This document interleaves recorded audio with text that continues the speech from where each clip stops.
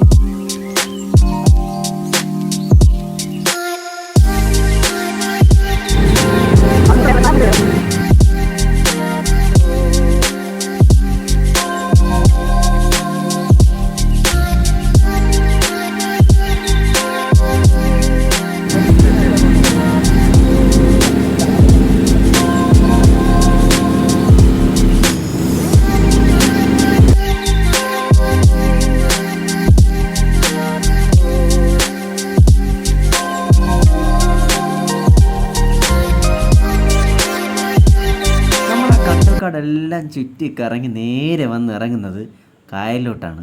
ഈ കായലിലെ വെള്ളമെന്നൊക്കെ പറഞ്ഞാൽ എനിക്ക് നല്ല പേടിയാണ്. പൊതുവേ ഞാൻ ബോട്ടിലൊന്നും കയറാറില്ല.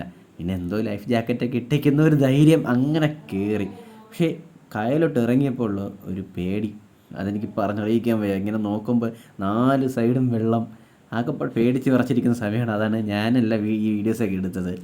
അത് കഴിഞ്ഞ് നേരെ കുറച്ച് കഴിഞ്ഞപ്പോൾ പേടിയൊക്കെ അങ്ങ് മാറി. എല്ലാവരും പിന്നെ അങ്ങ് ചില്ലായപ്പോൾ പേടി അങ്ങ് മാറി. ആ സമയത്ത് ചെറിയൊരു മഴ പെയ്തപ്പോൾ വീണ്ടും എനിക്കൊരു പേടി തുടങ്ങി. അത് ദൂരോട്ട് കാണുന്നതാണ് അവിടുത്തെ ഒരു റെസ്റ്റോറൻ്റാണ്. അത് ഫ്ലോട്ടിങ് ബോർഡിലുള്ള റെസ്റ്റോറൻ്റാണ്. അതൊരു നല്ലൊരു തീമാണ് അങ്ങനെ ചെയ്തേക്കുന്നത്. വിനോദസഞ്ചാരികൾക്ക് ഒരുപാട് ഉപയോഗിക്കാൻ പറ്റുന്നൊരു ഇത്. നേരെ നമ്മൾ കടപ്പുറത്ത് നമ്മളവിടെ നിന്ന് ഒരു സെൽഫിയൊക്കെ എടുക്കാമെന്ന് വിചാരിച്ചു. ഏജൻ്റെ ഫോണിൽ സെൽഫി എടുക്കാൻ നോക്കിയപ്പോഴത്തേക്ക് അവൻ്റെ കോൾ വന്ന് അങ്ങനെ സെൽഫി എടുക്കാൻ പറ്റിയില്ല. അത് കഴിഞ്ഞ് നമ്മൾ അവിടെ നിന്ന് അങ്ങനെ കറങ്ങി വന്നപ്പോഴേ ഒരു നല്ല കാറ്റെന്ന് പറഞ്ഞാൽ ഒരു വല്ലാത്ത കാറ്റായിരുന്നു. അവിടുന്ന് ഒരു പട്ടം കിട്ടി. അതെടുത്ത് വെച്ച് വിനീത് കളിച്ചുകൊണ്ടിരിക്കുന്ന സമയത്ത് നമുക്ക് അവിടെ നിൽക്കാൻ പറ്റാത്ത കാറ്റ്. നമ്മളെല്ലാവരും കാറ്റും മഴയും നമ്മളെല്ലാവരും അവിടെ നിന്ന് നേരെ ഓടി നമ്മളെ ബോട്ടിലോട്ട് കയറാൻ വേണ്ടി എല്ലാവരും കൂടെ ഓടുകയാണ്. കാരണം അത്ര മഴയാണ് അവിടെ നിൽക്കാൻ പറ്റില്ല. കാറ്റ് കൊണ്ട് അവിടെ കടയിൽ ഇതൊക്കെ സാധനങ്ങളൊക്കെ നമ്മളിങ്ങനെ ഒരുപാട് നേരം ആ ബോട്ടിലിരുന്ന് വെയിറ്റ് ചെയ്തു. കാരണം മഴയല്ലേ, മഴയത്തിങ്ങനെ ബോട്ട് ഓടിക്കാൻ പറ്റുന്ന ബോട്ട് ഡ്രൈവർ പറഞ്ഞു. എന്നാൽ ഇതിനിടയ്ക്ക് പോയ ബോട്ടുകളൊക്കെ പകുതിയിൽ നിർത്തിയിരിക്കണം. കാരണം ഈ കാറ്റത്ത് മഴയത്ത് പോകുമ്പോൾ ബോട്ട് ഒരു സൈഡിലോട്ട് പോകുന്നു നമ്മൾ ഡ്രൈവർ പറഞ്ഞു. അത് നമ്മൾ വെയിറ്റ് ചെയ്യായിരുന്നു. ഒരുപാട് നേരം വെയിറ്റ് ചെയ്ത് മഴ തോരുന്ന ലക്ഷണം കാണുന്നില്ല.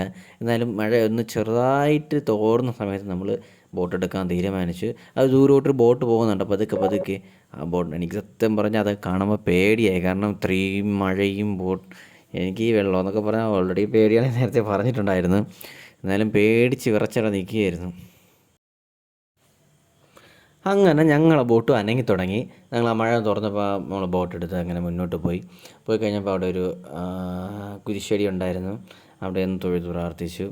അവിടെ നേരെ തിരിച്ച് നമ്മൾ ഞങ്ങളുടെ പഴയ സ്ഥലത്തേക്ക് യാത്രയായി. ഈ മഴ കാരണം വീഡിയോ ഫുള്ളായിട്ട് എടുക്കാനും പറ്റില്ല, തിരിച്ചെത്തുന്ന വീഡിയോ എടുക്കാൻ പറ്റില്ല. അത്ര മഴയായിരുന്നു. ഇടയ്ക്കൊക്കെ മഴ പെയ്തു. നമ്മൾ കായലിന് നടുക്കെത്തിയപ്പോൾ നല്ല മഴ പെയ്തു. നന്നായിട്ട് പേടിച്ച സമയത്ത് വീഡിയോ ഒന്നും എടുക്കാതെ ഫോണൊക്കെ എടുത്ത് പോക്കറ്റിൽ വെച്ച് വെറുതെ ഇരിക്കുകയായിരുന്നു. എന്തായാലും നല്ലൊരു യാത്രയായിരുന്നു. എന്തായാലും എനിക്ക് ഇഷ്ടപ്പെട്ടു. പേടിച്ചിട്ടാണെങ്കിലും ഇഷ്ടപ്പെട്ടൊരു യാത്രയായിരുന്നു.